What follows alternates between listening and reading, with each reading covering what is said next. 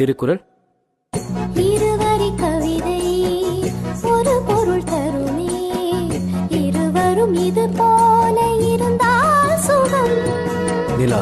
இரவினில் குளிக்கும் தேவதை இவளோ, வளர்ந்தே தேய்கின்ற வெள்ளை நிழல். சரி, கண்ணாடி. இதில் என்னை பார்க்கிறேன், அது உன்னை காட்டுதே. காதல். கரிணி சரி கரி கரி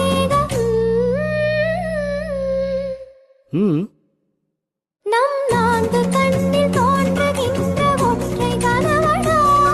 வாவ், பியூட்டிஃபுல்.